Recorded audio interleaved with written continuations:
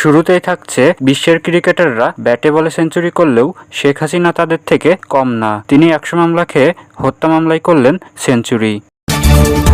তারপরে জানিয়ে দিব রাজনীতি ছাড়ার ঘোষণা দিলেন আওয়ামী লীগের সাবেক সংসদ সদস্য তাজ। তিনি বললেন তিনি আর পচা নোংরা ও জঘন্য রাজনীতিতে আসবেন না। সর্বশেষ জানিয়ে দিব বন্যার পানি কমার সাথে সাথে চারিদিক থেকে ভেসে আসছে লাশ আর লাশ। কবর দেওয়ার জায়গা ও মানুষকে খুঁজে পাওয়া যাচ্ছে না।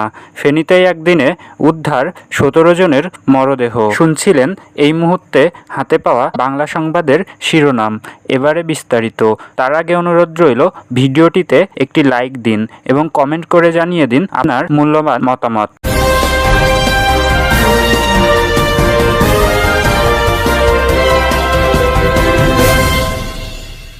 হত্যা মামলায় সেঞ্চুরি কমপ্লিট করলেন বাংলাদেশের সাবেক প্রধানমন্ত্রী শেখ হাসিনা। সর্বশেষ আন্তর্জাতিক অবরোধ ট্রাইব্যুনালের রিপোর্ট অনুযায়ী আজ বৃহস্পতিবার বিকাল পর্যন্ত এ নিয়ে হাসিনার বিরুদ্ধে মোট 100টা মামলা দায়ের করা হলো। সর্বশেষ আন্তর্জাতিক ট্রাইব্যুনালের রিপোর্ট অনুযায়ী গত বৃহস্পতিবার বিকাল পর্যন্ত 100টার বেশি মামলা দায়ের করা হয়েছে হাসিনার বিরুদ্ধে। এর মধ্যে বাদ যায়নি উচ্চপদস্থ সাংবাদিক ও যেসব সাংবাদিক এতদিনে হতাহতের কোনো রিপোর্ট প্রকাশ করেনি, সাথে হাসিনার স্বৈরশাসন ও হত্যাকাণ্ডের তথ্যগুলোকে লুকাতে সাহায্য করেছে এবং গণহত্যায় উস্কানি দিয়েছে এমন 32 জন সিনিয়র সাংবাদিককে অভিযুক্ত করে মামলা দায়ের করা হয়েছে। গত 5ই আগস্ট রাজধানীর শ্যামলী রোডে পুলিশের গুলিতে নিহত রিহানের বাবা গোলাম রাজ্জাক এই মামলার আবেদন করেন। এর মধ্যে গত 16ই আগস্ট থেকে 5ই আগস্ট পর্যন্ত ছাত্র জনতা আন্দোলনে পুলিশ ও সরকারদলীয় লোকজনের হামলায় নিহতের পরিবারের পক্ষ থেকে এসব মামলা দায়ের করা হয়।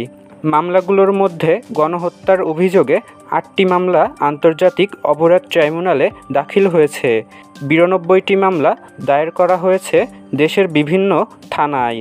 এর বাইরে একটি মামলা করা হয়েছে অপহরণ করে গুম করার অভিযোগে। এদিকে রাজনীতিতে ফেরার কোনো ইচ্ছা নেই বলে সাফ জানিয়ে দিয়েছেন সাবেক স্বরাষ্ট্র প্রতিমন্ত্রী তানজিম আহমেদ তাজ। সচিবালয়ে স্বরাষ্ট্র উপদেষ্টার সঙ্গে সাক্ষাৎ শেষে সাবেক এই আওয়ামী লীগের সংসদ সদস্য বলেন, আমার কথা স্পষ্ট, আমি আর এই পচা নষ্ট ও জঘন্য রাজনীতিতে আসব না। রাজনীতির এই নষ্ট কালচারে আমি আসতে ইচ্ছুক না। আমি রাজনীতিতে ফিরব না। আমি বারবার বলেছি রাজনীতি আমার জন্য না। রাজনীতিতে আমার কোনো আগ্রহ নেই। বেশ কিছুদিন ধরে হত্যার হুমকি পাচ্ছিলেন সোহেল তাজ। তিনি বলেন, একটি পরিবর্তনের জন্য শত শত প্রাণের বিনিময়ে অনেক আশা ও আকাঙ্ক্ষা নিয়ে আজকের অন্তর্বর্তীকালীন সরকার এসেছে। এই সরকারের কাছে আমাদের প্রত্যাশা অনেক বেশি। আমরা চাই একটি গণতান্ত্রিক ও সমৃদ্ধশালী প্রগতিশীল বাংলাদেশ। আমাদের বংশধর নাতি নাতনি সহ অনেকেই যেন একটি সুন্দর বাংলাদেশ পায়। তিনি ব্যক্তিগতভাবে এই সরকারের সাফল্য কামনা করে জানিয়েছেন, আমি মনে করি ভালো কাজ কিংবা রাষ্ট্র সংস্কারের কাজের জন্য আইন শৃঙ্খলার উন্নতি করা খুবই জরুরি। সুশাসন পেতে হলে আইনের শাসন থাকা খুবই জরুরি। তিনি আরও জানান, বেশ কিছুদিন ধরে বিভিন্ন মহল থেকে তার উপর হত্যার হুমকি দেওয়া হচ্ছে। সেজন্য তিনি আইনের কাছে তার জীবনের নিরাপত্তাও চেয়েছেন। স্বাধীন বাংলাদেশের প্রথম প্রধানমন্ত্রী তাজউদ্দিন আহমেদের ছেলে সোহেল তাজ সর্বপ্রথম 2001 সালে আওয়ামী লীগের মনোনয়নে গাজীপুর 4 আসনে প্রথম সংসদ সদস্য হিসাবে নির্বাচিত হন। 2008 সালের ডিসেম্বরে নির্বাচনের আবার জেতার পরে তিনি আওয়ামী লীগের স্বরাষ্ট্র প্রতিমন্ত্রী হিসাবে নির্বাচিত হন। তবে পরবর্তীতে তিনি অভিমান করে মন্ত্রিত্ব ও সংসদ সদস্য পদ ছেড়ে দেন। তারপরে আর রাজনীতিতে ফিরে আসেননি তাজ। এদিকে বন্যার পানি কমার সাথে সাথেই যেন জনসম্মুখে আসতে শুরু করেছে বন্যার প্রকৃত ক্ষয়ক্ষতি ও হতাহতের সংখ্যা। এ যাবৎকালের সবচেয়ে ভয়াবহ বন্যা দেখেছে ফেনীসহ দেশের 8টি জেলা। উজান থেকে নেমে আসা পানির স্রোতে ভেসে যায় অনেক কিছু, কিন্তু তখন মৃতের সংখ্যা অজানা থাকলেও পানি কমার সাথে সাথে ভেসে আসতে দেখা যাচ্ছে অনেকের পচাগলা মৃতদেহ। বুধবারে ফেনী পুলিশের বরাতে জানা যায়, এখন পর্যন্ত জেলায় মৃতের সংখ্যা 17 ছাড়িয়েছে। এছাড়াও বেশিরভাগ মৃতদেহের সন্ধান এখনও পাওয়া যায়নি, কারণ অনেকেই আটকা পড়েছিল ঘরের মধ্যে। আর সেই অবস্থাতে পানি বাড়তে থাকায় মারা যায় তারা।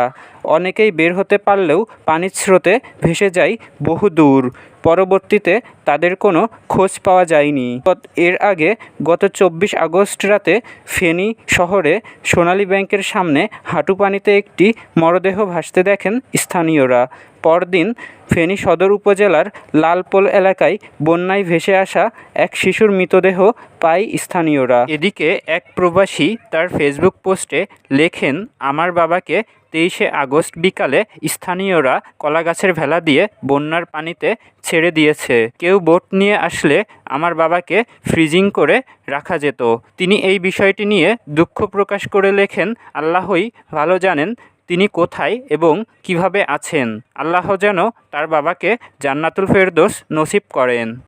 অনুরোধ করব ভিডিওটিতে একটি লাইক দিন ও কমেন্টে জানিয়ে দিন আপনার মূল্যবান মতামত।